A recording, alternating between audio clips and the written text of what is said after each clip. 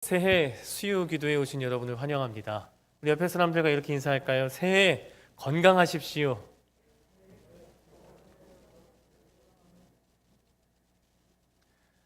새해 건강하시고 또 이곳에 나온 여러분들이 제가 누누이 말씀드리지만 이 교회의 희망입니다. 여러분이 여기서 기도하고 여러분이 잘 되고 여러분의 가정이 잘 되고 여러분의 자녀들이 잘 되었을 때 비로소 이 자리가 빛나는 것 아니겠습니까? 이 자리를 또 사모하는 사람들이 늘어나게 되고 그렇게 기도하는 사람들이 늘어나게 되면 우리 교회가 더 힘이 있어지고 또 이 교회가 하나님께서 맡겨주신 사명을 잘 감당할 수 있는 복된 교회가 될 줄 믿습니다. 그러니 여러분들이 이 자리에서 행복하게 기도하시고 또 기도의 축복과 은혜를 마음껏 누리시고 돌아가서 삶의 자리에서 그 빛을 발하셨으면 좋겠습니다. 새해가 됐으니 건강하자라는 말은 참 중요한 말인 것 같습니다. 제가 신문을 보다 보니까 2021년에 국민건강영양조사라는 걸 했어요. 이게 매년 하는 것 같습니다. 근데 조사 기간이 기니까 이 결과는 1년 있다 나와요. 그래서 얼마 전에 2021년 국민건강영양조사가 결과 발표가 됐습니다. 근데 그 결과를 보면 가장 많이 증가한 게 뭐냐라고 했을 때 비만입니다. 이 코로나 시대에 신체 활동이 주니까 비만이 늘어나는 거죠. 비만이 늘어나니까 거기에 따라서 고혈압, 고지혈증, 심근경색, 뇌졸중이 증가했다라는 겁니다. 한마디로 말씀드리자면 코로나로 인해서 국민들의 건강이 안 좋아졌다라는 거죠. 여러분은 어떻습니까? 아직 우리가 코로나가 끝나지 않았고 또 지금 코로나가 끝날 듯 지금 또 더 많은 확진자가 늘고 중국과 미국에서는 여러 가지 변이가 생겼느니 어쩌느니 라는 이야기 때문에 참 많이 불안합니다. 여러분의 건강은 어떻습니까? 이 2년의 시간을 지내면서 여러분의 건강은 혹시 뱃살이 좀 늘거나 아니면 체력이 좀 떨어지거나 하지는 않으셨습니까? 제가 한 1년여 전에 굉장히 충격받은 일이 있습니다. 제가 여기서 퇴근하면 지하철을 타고 집에 가는데요. 지하철역에 내리면 한 10분에서 15분 정도 걸어갑니다. 걸어갈 때 집에 들어가는 이제 골목길이 있어요. 골목길을 쭉 따라가면 한 250m가 됩니다. 근데 그날따라 한번 뛰어봐야겠다. 오랜만에 한번 뛰어봐야겠다라고 생각했어요. 그래서 골목 초입에서 집까지 단숨에 뛸 줄 알았는데 이게 웬걸?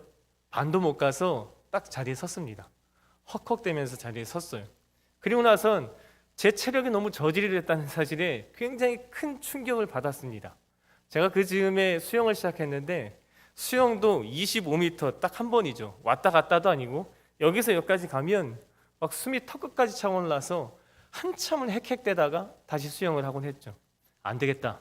체력이 떨어졌으니 뭔가 조치를 취해야겠다라고 결심했습니다. 그럼 제가 뭘 해야 될까요? 여러분이 만약 체력이 많이 딸려졌습니다. 저하됐죠. 그러면 여러분 뭐 하시겠어요? 내가 체력을 비축해야 되니까 좀 더 잘 먹고 좀 더 많이 쉬고 좀 더 많이 자고 좀 더 많이 누워 있어야겠다라고 생각하는 사람은 단 한 사람도 없을 겁니다. 왜냐하면 그런다고 해서 체력이 보강되는 게 아니잖아요. 체력은요, 좀 더 움직여야지 느는 겁니다. 제가 그때부터 뭐 했겠어요? 지하철역에 내려서 딱 골목 앞에 서면 숨을 고르고 뛰기 시작합니다. 그리고 나서 새벽마다 수영장에 가면 미친 듯이 수영을 하려고 하죠. 숨이 턱끝까지 차올라도 한 바퀴 더 해서 1000m를 쭉 채우려고 애를 씁니다. 그렇게 몇 개월이 지나자 지금은 250m는 단숨에 뛸 수 있고요. 그리고 수영도 쉬지 않고 500m를 할 수 있습니다. 그건 제가 무언가 잘했기 때문에 자랑하려고 이 이야기를 하는 게 아닙니다. 체력이 떨어졌다라는 사실들을 알게 되고 이 체력을 다시 한번 길러야 되겠다라고 다짐하는 사람들은 어떻게 하죠? 어떻게든 몸을 움직여야 됩니다. 움직여야지만 체력이 증가되는 거예요. 움직여야지만 단숨에 250m를 뛸 수 있고요. 움직여야지만 어떻게든 수영의 길이가 점점 더 길어질 수 있는 겁니다. 이건 육체적인 체력도 마찬가지 이런 방법이지만 영적인 체력도 똑같다라고 생각합니다. 우리가 코로나 시대에 육체적인 체력만 저하됐을까요? 아니, 그보다 더 심하게 우리 영적인 체력이 저하됐다고 생각합니다. 코로나 시대가 처음 시작하고 나서 한간에는 이런 이야기들이 있었죠. 우리 한국교회가 너무나 열심히, 너무나 정말 모든 성도들의 진을 짜면서 사역을 감당했다라고 해서 이 코로나 시대 초기에는 우리 성도들도 쉴 수 있고 교역자들도, 목회자들도 좀 쉴 수 있는 여유가 생겼다라는 이야기가 있었습니다. 물론 그 여유가 단순간에 지나가면 좋겠죠. 근데 2년의 시간이 지나가니까 예배 시간도 축소됐지, 모임도 없지, 그리고 나서 성경 공부나 이런 부분들도 적지, 개인적으로 성경 연구하고 성경 읽고 큐티하라고는 하지만 그걸 개인적으로 감당하는 사람은 얼마나 되겠습니까? 편안해지고 좀 많이 여유로워졌습니다. 근데 이제 23년 새해가 밝았습니다. 우리 교회만 아니라 이제 한국 교회 모든 교회들이 이제 움직이기 시작하죠. 예전에 했었던 모임들을 다시 재개하고 또 우리 가정구역 모임도 정비하고 이제 다시 재개하려고 준비하고 있고, 그걸 위해서 섬김이들을 교육하고 또 이제 섬김들을 뽑고 또 그 일들에 앞장서야 되고 이제 주방 봉사도 시작해야 되고 주차장 봉사도 시작해야 합니다. 제가 이렇게 이야기하면 혹 여러분의 마음 가운데 부담이 딱 턱끝까지 올라오시는 분 없습니까? 내가 저거 해야 되는데 과연 할 수 있을까? 이제는 못하겠어. 나도 나이가 들었잖아. 나도 이젠 좀 그런 부분에 있어서는 손을 놓아야 되지 않겠어? 라는 마음이 드시는 분 있겠죠. 많을 겁니다. 저도 마찬가지입니다. 당장 2월 달부터 가정구역을 시작하면 어떻게 해야 하지? 이 구역장 섬김이들을 또 어떻게 교육하고 또 구역원들이 어떻게 잘 모일 수 있도록 애써야지, 어떻게 하면 노력해야 되지, 어떻게 해야지 잘 될까라는 마음들의 부담감이 막 턱끝까지 올라옵니다. 왠지 아십니까? 우리의 영적인 체력이 저하됐다는 증거입니다. 예전에는 아무렇지 않게 했었죠.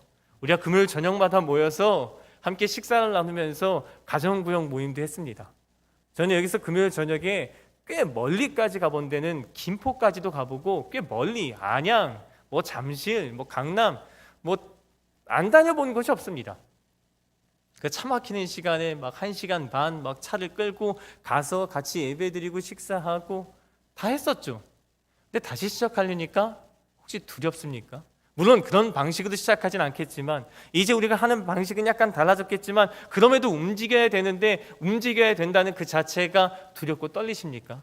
그렇다면 우리의 영적인 체력이 떨어졌다는 증거입니다. 그럼 우리가 어떻게 해야 되죠? 우리가 어떻게 하면 이 영적인 체력을 증가시킬 수 있을까요? 육체적인 체력을 증가하는 방법과 똑같습니다. 움직여야 되죠. 그럼 영적인 체력이니까 어떻게 움직여야 되죠?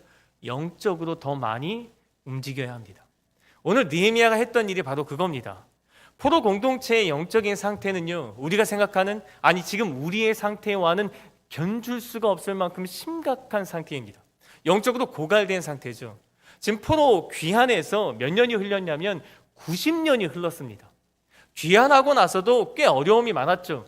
귀환만 하면, 내가 고향에만 돌아가면 모든 일이 짠 하고 잘 될 것 같았는데 거기에는 자기를 싫어하는 세력도 있고 성전을 짓고자 하는데 성전을 방해하는 세력도 있고, 그리고 페르시아의 왕도 처음에는 성전을 재건하는 걸 허락했지만 그 다음에 왕은 그 성전을 재건하는 것, 성벽을 재건하는 것을 금지시켰습니다. 어려움이 있었죠. 어려움 끝에 성전은 재건했습니다. 근데 보잘것없었죠. 그리고 나서 성벽을 재건하고자 애썼지만 이 90년의 시간 동안 성벽을 재건하지도 못했어요. 성벽을 재건하려고 시도할 때마다 수많은 사람들이 방해하고 막아섰기 때문에 아무것도 하지 못했습니다. 그들의 상태가 어떨까요? 한두 번 막아서면 그러려니 하고 다시 한번 일어설 수 있습니다. 그런데 여러 번 실패하게 되면 그 실패가 습관이 되어서 자포자기하게 되죠. 지금 상태가 그겁니다. 자포자기한 거예요. 느헤미야가 예루살렘에 왔을 때에도 이 산발랏이라는 사람이 성벽 재건에 대해서 얼마나 많이 위협을 줬는지 아십니까? 그 위협이 그 순간에만 끝났을까요? 지금 포로 공동체가 90년 동안 당한 일이 지금 느헤미야에게도 똑같이 일어나고 있습니다. 오늘 말씀 읽진 않았지만 4장 1, 2절을 볼까요? 산발랏이 우리가 성을 건축한다 함을 듣고, 성벽입니다. 이 성벽을 재건한다 함을 듣고 크게 분노하여 유다 사람들을 비웃으면서 자기 형제들과 사마리아 군대 앞에서 이렇게 말합니다. 뭐라고 말하죠? 이 비천한, 이 미약한 유다 사람들이 하는 일이 무엇인가? 얘네들이 뭘 할 수 있겠어? 라는 거죠. 두 번째, 스스로 견고하게 하려는가? 지금 성벽을 재건한다고 말이나 되겠어? 제사를 드리려는가? 제사를 드릴 수나 있겠어? 불가능해. 하루의 일을 마치려는가? 이걸 하루 아침에 짓겠다고? 불가능해. 불탄 돌을 흙 무더기에서 다시 일으키려는가? 불에 타서 성벽의 돌들이 다 무너졌는데 그걸 어떻게 사용해서 쓸 수 있겠냐라는 비관적인 이야기를 하는 겁니다. 그 옆에 있던 도비아도 곁들어서 이렇게 이야기하죠. 3절입니다. 암몬 사람 도비아는 곁에 있다가 이르되 그들이 건축하는 돌 성벽은 여우만 올라가도 곧 무너지리라. 여우만 올라가도 무너질 성벽을 왜 재건하냐라는 거죠. 이 일이 90년 동안 있었던 겁니다. 느헤미야가 오자마자 위협했고 또 성벽을 재건한다는 소식을 듣고 위협하고 성벽을 증축하자 이제 위협하는 거죠. 그럼에도 성벽 재건이 진행되자 이 위협의 강도가 점점 더 세집니다. 오늘 7절 8절 한번 볼까요? 산발락과 도비아와 아라비아 사람들과 암몬 사람들과 아스돗 사람들이, 여기 굉장히 많은 사람들이 나오죠. 이 사람들이 어떻게 포진해 있냐면 예루살렘 성을 중심으로 동쪽, 서쪽, 남쪽, 북쪽에 있는 겁니다. 그러니까 사방에 있는 이방 민족들이 다 모여서 지금 이야기를 하는 거죠. 예루살렘 성이 중수되어 그 허물어진 틈이 메꾸어져 간다 함을 듣고 심히 분노하여 다 함께 꾀하기를 예루살렘으로 가서 치고 그곳을 요란하게 하자.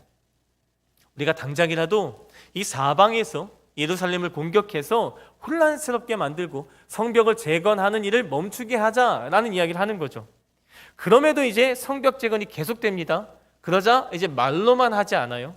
11절과 12절을 볼까요? 우리의 원수들 산발랏, 도비아, 아라비아 사람들, 암몬 사람들, 아스돗 사람들이 바로 여기에 속한 사람들입니다. 그들이 이렇게 이야기해요. 그들이 알지 못하고 보지 못하는 사이에 우리가 그들 가운데 들어가서 사륙하여 역사를 그치게 하리라. 우리가 그들 몰래 습격해서 그들을 힘들게 만들고 그들이 하는 일, 성벽 재건하는 일을 망쳐버리자라는 이야기를 하는 거예요. 말로만 그랬을까요? 12절 말씀입니다. 그 원수들의 근처에 거주하는 유다 사람들도 아까 말씀드렸죠. 예루살렘의 동서남북에 포진되어 있습니다. 근데 그 성벽 외곽에 사는 유다 사람들이 있지 않겠어요? 그 유다 사람들이 몇 번이나요? 각처에서 와서 10번이나 느헤미야가 있는 거기 공동체에 와서 이야기하는 겁니다. 뭐라고 하는 거죠? 너희가 우리에게로 와야 하리라. 왜요? 도와달라는 거죠. 지금 성벽 외곽에 있는 사람들을 공격하니까 이 공격을 당한 사람들이 느헤미야에게 도움을 요청하는 겁니다. SOS를 요청하는 거죠. 즉 지금 90년 동안 일어난 일들이 바로 이런 것들입니다. 성벽을 재건하려고 하면 계속 위협을 주고 또 힘들게 하고 어렵게 해요. 이런 상황에서 여러분 어떻게 하시겠습니까? 이런 상황에서 여러분의 마음이 어떻게 했어요? 지금 느헤미야가 와서 성벽을 재건하는 으쌰으쌰 하는 장면입니다. 3장에는 어떤 족속을 어디를 어떻게 담당하고 어떻게 성벽을 재건하고, 이제 4장에는 그 위협 가운데에서도 우리가 힘들지만 그럼에도 불구하고 성벽을 재건하자라는 이야기를 하지만 그 중간에 참 알 수 없는 구절이 딱 등장하는 이유가 거기에 있습니다. 왜냐하면 이 사람들은 아무리 으쌰으쌰 해도 90년 동안 패배감에 90년 동안 자포자기하는 마음 가운데 있었던 겁니다. 그러니 10절 말씀 볼까요? 유다 사람들은 이야기합니다. 뭐라고 이야기하죠? 지금 느헤미야가 성벽을 재건하자라고 외치고 성벽을 막 재건하고 있습니다. 그럼에도 불구하고 산발랏과 도비아가 위협을 가하자 유다 사람들, 다른 사람들이 아닙니다. 예루살렘에 사는 유다 사람들, 성벽을 재건해야 되는 사람들이 이렇게 이야기해요. 흙 무더기가 아직도 많거늘, 아직도 성벽을 재건할 것이 너무나 많은데 나르는 자의 힘이 다 빠졌다. 우리는 힘이 다 빠졌다. 그러니 우리가 성을 건축하지 못하리라 자포자기한 겁니다. 1년, 2년 힘들었으면 그럴 수 있다. 아니, 우리가 이겨내야지 다시 한번 권면할 수 있겠습니다. 그런데 지금 90년 동안 이런 마음인 거예요. 그럼 여러분 이들에게 뭐라고 이야기하겠습니까? 저라면 우리가 한 번 더 힘을 내자라는 이야기를 차마 입 밖으로 꺼내지 못하겠습니다. 제가 요즘 청년들에게 좀 더 교회 생활 열심히 하자라는 이야기를 차마 입 밖으로 꺼내지 못하고 있습니다. 왜냐하면 청년들이 어떠한 삶을 사는지 잘 알기 때문에 그래요. 제가 살았던 삶은 이 지금 청년들의 삶에 비하자면 세 발의 피도 안 됩니다. 얘네들 지금 취업 준비하는 학생들이 있거든요. 취업 준비를 상반기에 하면요, 1월 달에 만약에 원서를 냈습니다. 그러면 3월 달쯤에 면접을 보죠. 면접을요, AI 앞에서 봅니다. 사람 앞에서 보는 게 아니라 컴퓨터 앞에서 봐요. 그걸 통과하면 사람 앞에서 봅니다. 그걸 통과하면 임원진 앞에서 보죠. 그걸 통과하면 한 달 동안 인턴을 합니다. 그걸 통과해야지 정직원이 돼요. 그것도 1년은 계약직으로 하고 나서 이제 정직원이 되는 거죠. 그런 힘든 상황 가운데 사는 청년들에게 교회 생활 좀 더 열심히 하자, 우리가 신앙생활 좀 더 열심히 하자라는 이야기를 차마 저는 입 밖으로 못 내겠습니다. 그런데 느헤미야는 달라요. 느헤미야는 달랐습니다. 이 자포자기하는 마음에 대응조차 안 해요. 그리고 나서 막 강행군을 요구하죠. 요청합니다. 느헤미야가 포로 공동체의 사람들을 사랑하지 않아서 그랬냐? 그건 아닙니다. 느헤미야서 1장 2장을 보면 이 느헤미야가 포로 공동체를 얼마나 사랑했는지, 얼마나 가슴을 치면서 눈물을 흘리면서 이들을 위해서 기도했는지 너무나 잘 나와 있습니다. 역으로 이야기하자면 너무나 사랑했기 때문에 그렇습니다. 너무나 아끼기 때문에 그래요. 왜냐하면 앞서 말씀드렸듯이 영적인 체력은 쉼으로 보강되지 않습니다.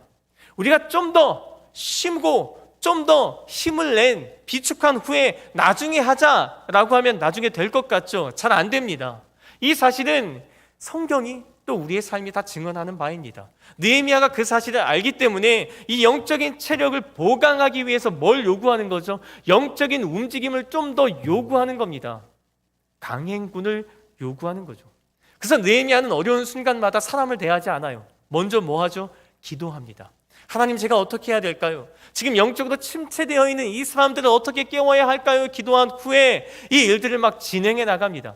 기도라는 것은 내 요구를 퍼붓는 것이 아닙니다. 하나님, 이것 좀 해주세요. 하나님, 이게 부족합니다. 물론 그런 요구를 할 수 있습니다. 그런데 그런 요구와 더불어서 쌍방통행, 하나님의 뜻이 무엇인지 깨달아지는 거죠.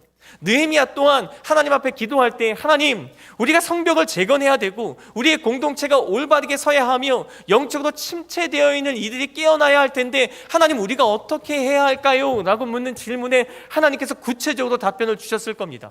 그래서 구체적으로 움직이죠.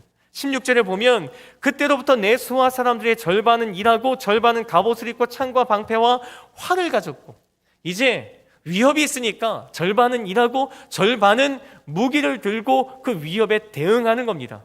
그뿐입니까? 21절과 23절에 보면 우리가 이같이 공사하는데 우리의 절반은요, 동틀 때부터 별이 나기까지 창을 잡고요, 그때 내가 또 내 백성에게 말하기를 사람마다 그 종자와 함께 예루살렘 안에서 잘지니, 집에 가서 자지도 못합니다. 예루살렘 성벽을 재건하면서 거기서 잠을 자는 거죠. 밤에는 우리를 위하여 파수하겠고, 보초를 쓰는 겁니다. 낮에는 자는 것도 아니에요. 일하리라 하고, 나나 내 형제들이나 종자들이나 나를 따라 파수하는 사람들이나 우리가 다 우리의 옷을 벗지 아니하였으며 옷도 벗지 못합니다. 그리고 물을 기르러 갈 때에도 각각 병기를 잡았다라고 이야기합니다. 강행군이죠. 강행군을 요구하는 겁니다. 저와는 너무나 다른 방식으로 느헤미야는 지금 포로 공동체에게 권하고 있는 겁니다. 그렇다면 제가 걱정하는 것처럼 청년들이 시험에 들진 않을까? 청년들이 안 그래도 힘든 삶인데 이 힘든 삶에서 이 영적으로 더욱더 침체되는 건 아닐까라는 제 걱정처럼 이 포로 공동체의 이 공동체원들이 영적으로 침체되거나 아니면 이 강행군 때문에 지치거나 시험에 들진 않았을까요? 저는 이 질문에 제 예전 시절을 떠올리면서 답변을 찾았습니다.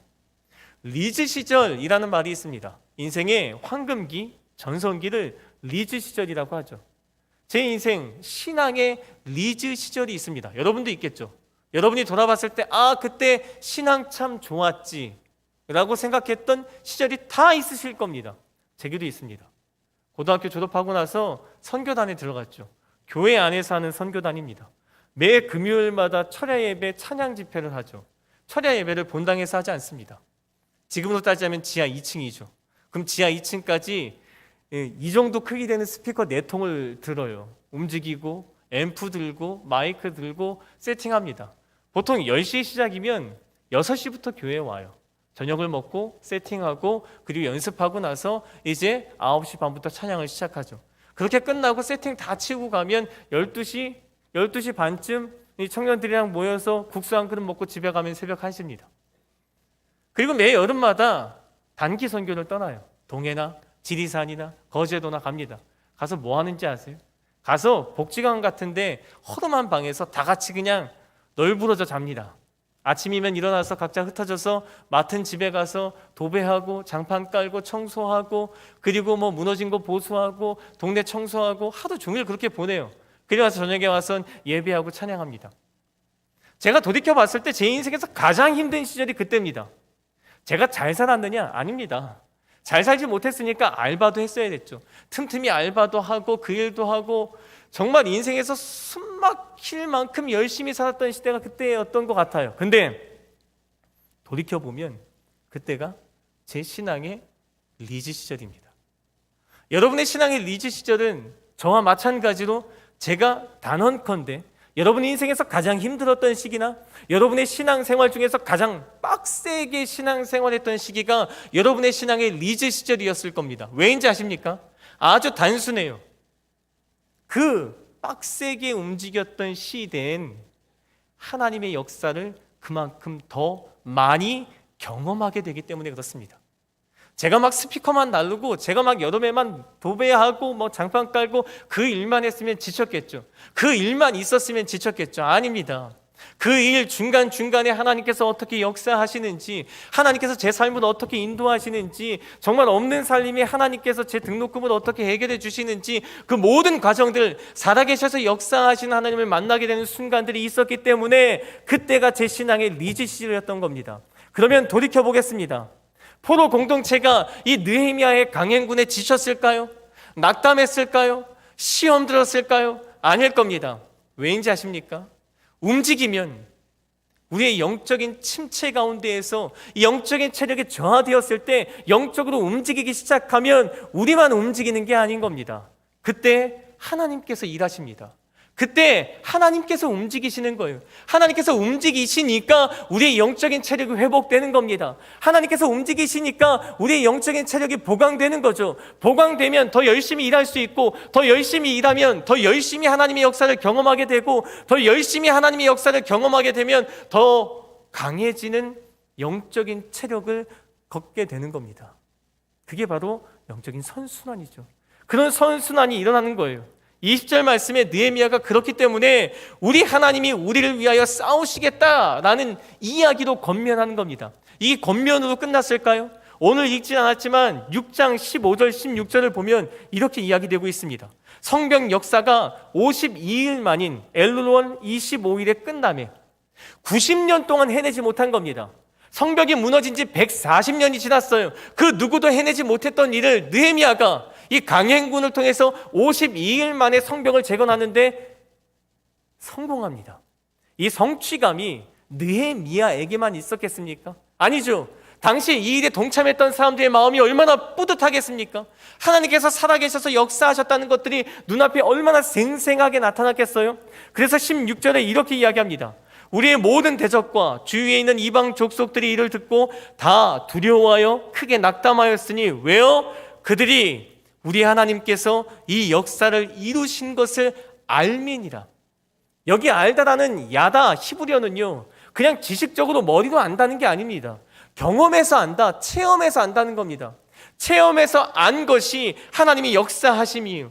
그들이 누구라고요? 대적과 주위에 있는 이방 족속들입니다. 그러면 이들만 알았을까요? 아닙니다. 이들보다 더 크게 알았던 사람이 있겠죠. 누구예요? 바로 포로 공동체입니다. 이 일에 동참한 사람들입니다. 이 일에 열심을 낸 사람이죠. 영적인 침체기 가운데 영적인 체력이 저하됐을 때 영적으로 애써 움직였던 사람들입니다. 이 사람들이 뭘 경험한 거죠? 하나님의 살아계심을 경험하는 겁니다. 하나님의 역사하심을 경험한 거죠. 이 영적인 행동들이 하나님의 살아계심을 보게 하는 영 안을 뜨이게 하는 겁니다. 얼마나 감동적이겠어요? 얼마나 감격적이겠습니까? 저는 2023년에 첫 수요 기도에 나오신 여러분들이 2023년을 여러분의 신앙의 리즈 시절로 다시 만들기를 소원합니다. 그러려면 어떻게 해야 되죠? 영적으로 침체되어 있습니까? 영적 체력이 우리가 저하되어 있어요. 뭐 사명을 감당해야 된다, 사역을 감당해야 된다, 주방 봉사도 해야 되고 주차장 봉사도 해야 되고 그리고 우리 구역 섬김이도 섬겨야 되고 또 여러 가지 일들을 해야 된다, 마음에 부담감 있으십니까?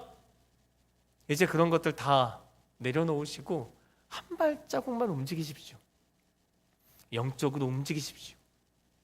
더 누워있자, 더 자자, 더 쉬어야지, 더 평안해야지 라고 한들 우리의 영적인 체력이 보강되는 게 아닙니다. 우리의 영적인 체력은요, 움직여야 보강되는 겁니다. 이제 2023년에 여러분이 할 수 있는 그 모든 것들 가운데 숨이 딱 턱까지 차오를 만큼만 한번 해보십시오. 제가 250m를 단숨에 뛸 수 있었던 것도, 제가 지금 500m를 쉬지 않고 수영할 수 있었던 것도 그런 일들을 계속해서 했기 때문 아니겠습니까? 우리가 영적으로 더욱더 담대해지고 이 영적인 체력이 보강되었을 때 역사하신 하나님의 놀라우심을 경험하게 되려면 제가 당부드립니다. 한 발자국만 더 움직이십시오. 두 걸음만 더 움직이십시오. 교회 봉사도 하나만 더 하십시오. 그러면 이 2023년에 여러분의 삶 가운데에서 살아계신 하나님, 역사하신 하나님, 은혜 베푸신 하나님을 경험하게 될 것이고 그 경험을 통해서 우리의 침체되어 있고 우리가 나약해져 있는 우리의 영적인 체력들이 보강되어질 줄 믿습니다. 바로 올해 2023년이 저를 포함해서 우리의 모든 신앙의 리즈 시절이 되기를 정말 진심으로 정말 축원합니다.